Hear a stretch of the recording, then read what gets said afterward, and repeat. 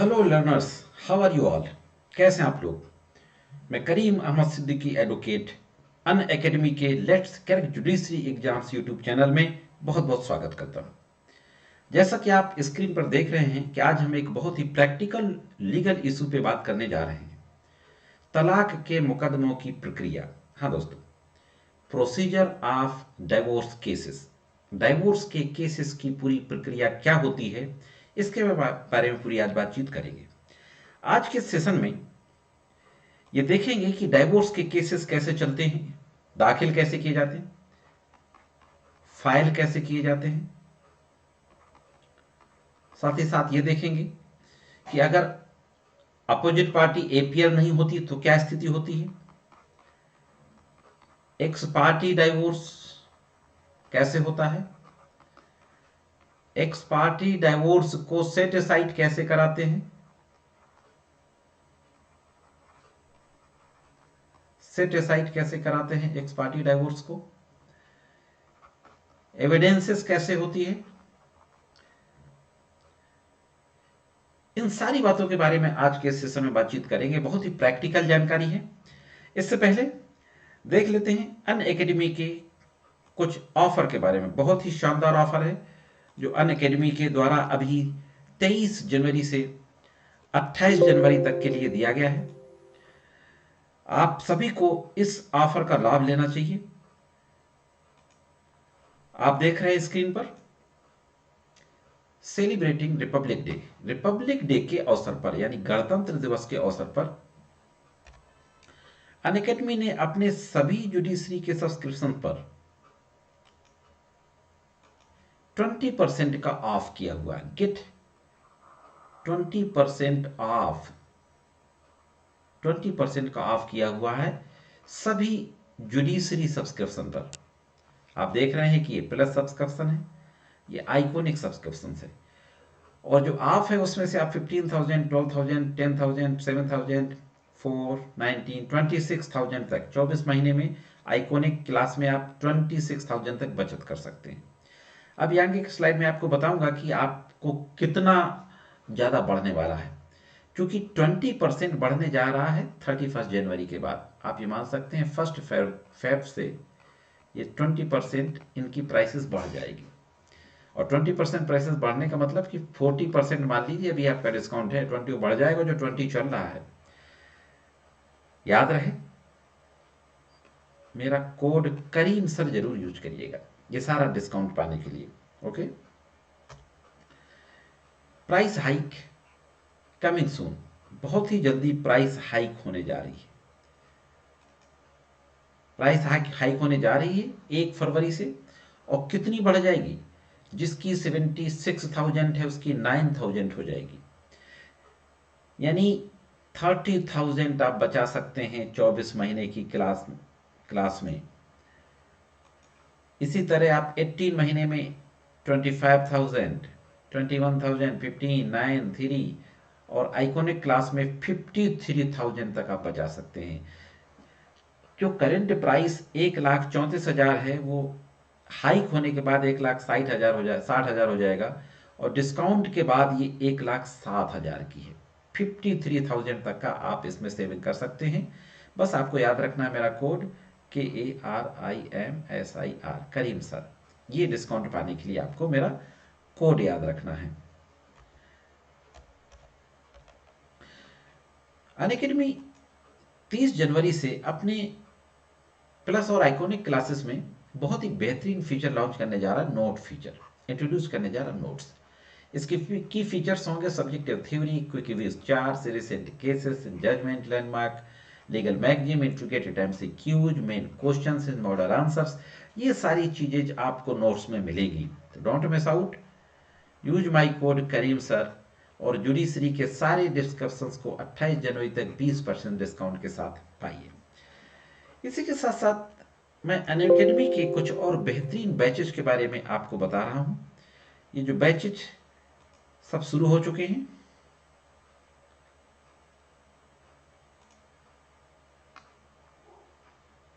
ये सारे बैचेज बिल्कुल अनअकैडमी के हिसाब से ही प्लान, जुडिशरी के एग्जाम्स के हिसाब से प्लान किए गए हैं।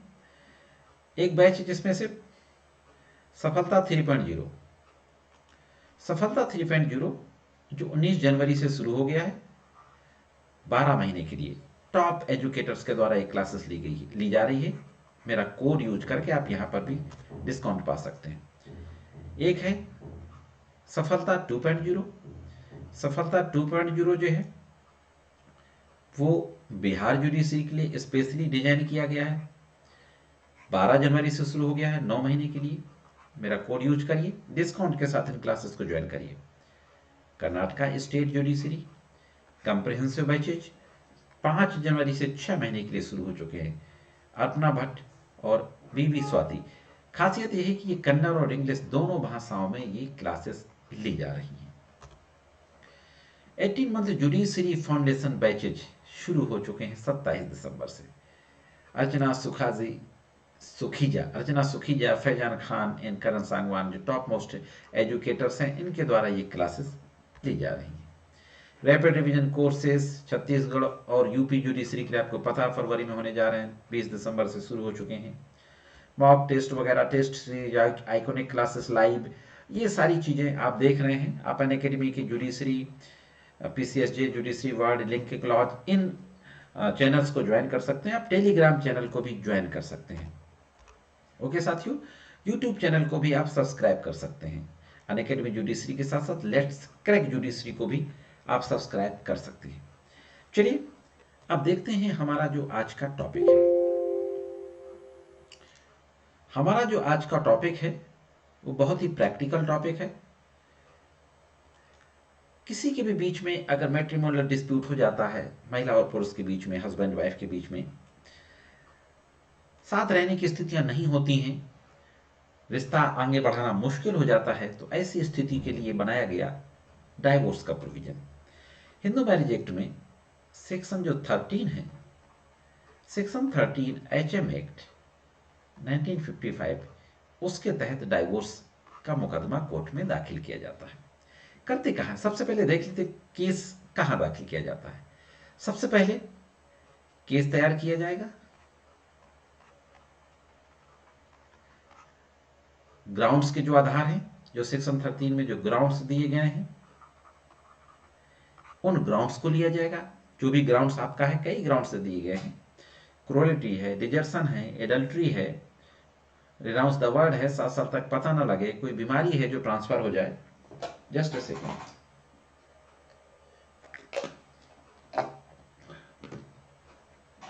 तो इस तरीके से इन ग्राउंड्स पे आपने केस तैयार किया और उस केस को आप फैमिली कोर्ट में दाखिल करते हैं।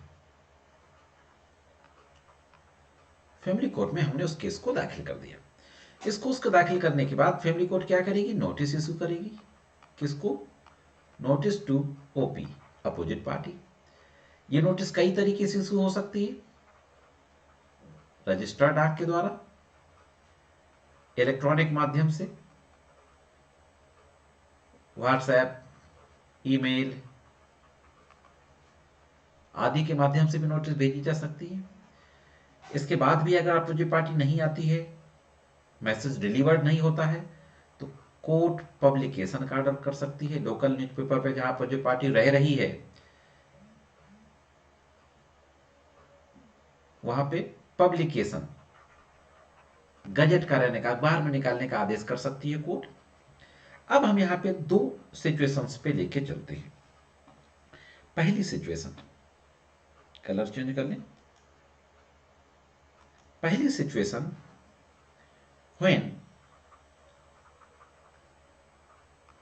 OP नॉट appeared, जहां पर अपोजिट पार्टी एपियर नहीं होती। कोर्ट को जब लग जाएगा कि कोर्ट आप जानबूझ के एवॉइड कर रहे हैं, आप कोर्ट में हाजिर नहीं हो रहे हैं, तो कोर्ट सर्विस होल्ड कर देगी। कोर्ट सर्विस होल्ड कर देगी और सर्विस होल्ड करने के बाद कोर्ट केस को एक्स पार्टी प्रोसीड कर देगी। एक्स पार्टी प्रोसीड करने के बाद ये लग जाएगा एक्स पार्टी एविडेंस पे। एक्स पार्टी एविडेंस में फिर उसकी एफिडेविट पे एविडेंस फाइल होगा, खड़े होकर स्टेटमेंट भी हो सकता है कोर्ट में।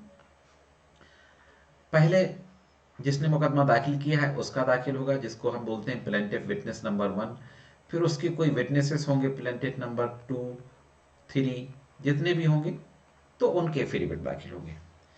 अब एफिडेविट दाखिल होने के बाद,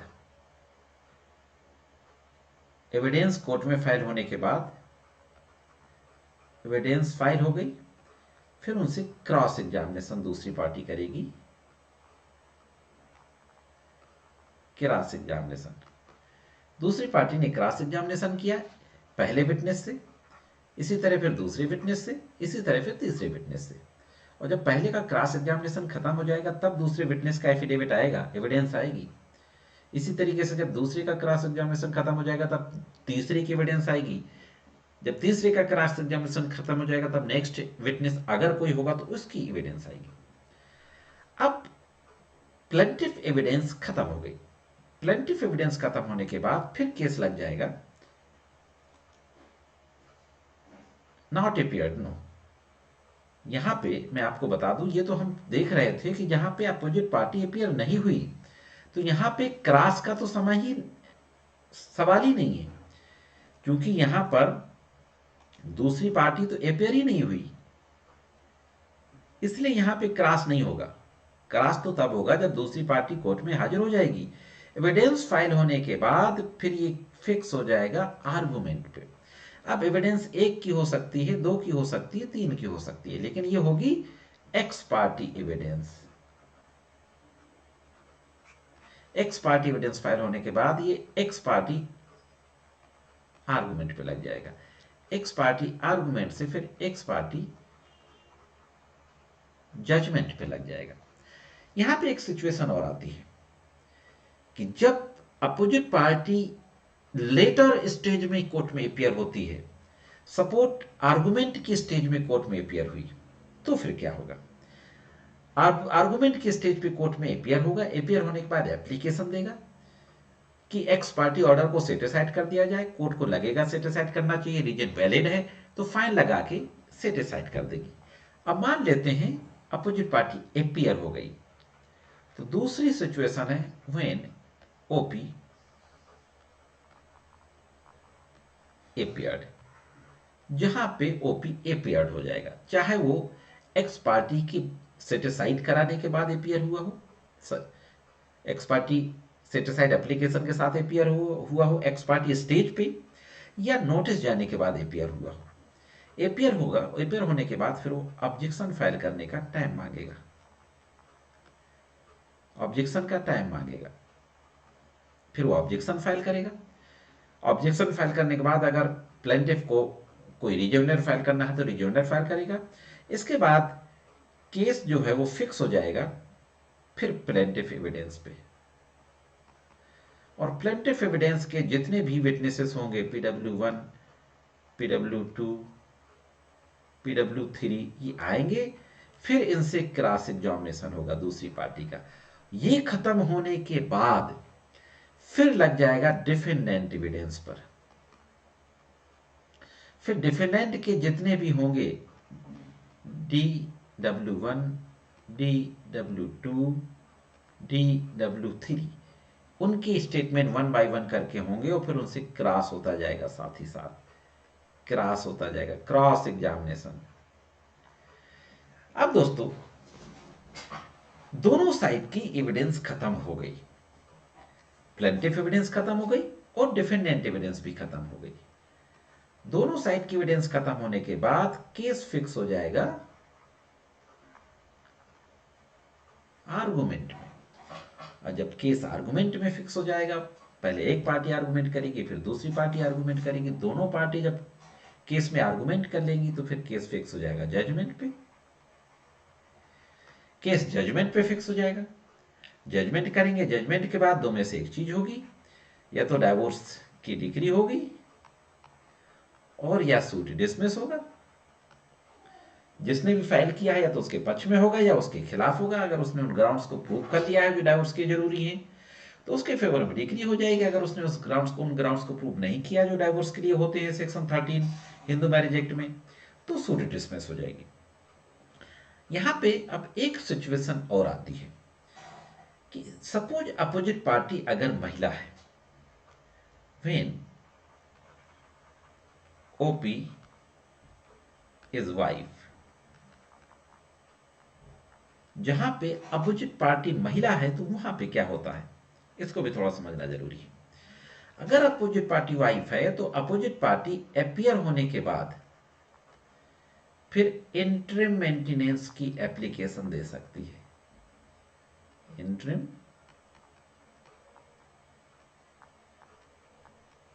इंटरिम मेंटेनेंस की एप्लीकेशन देगी। हस्बैंड उस इंटरिम मेंटेनेंस की एप्लीकेशन का ऑब्जेक्शन फाइल करेगा। ऑब्जेक्शन फाइल करने के बाद फिर आर्गुमेंट होगा, और आर्गुमेंट के बाद जजमेंट होगा, निर्णय निर्णय होगा।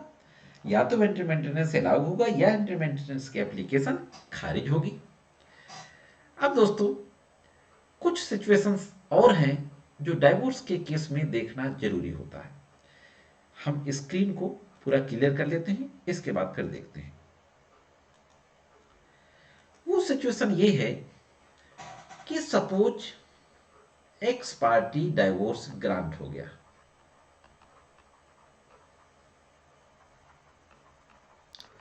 एक्स पार्टी डाइवोर्स डिक्री हो गया किसी के भी पक्ष में, तो दूसरा पक्ष शादी कब कर सकता है? सेक्शन 18 हिंदू मैरिज एक्ट कहता है कि दूसरा पक्ष टाइम ऑफ अपील, जो 90 डेज का है, उसके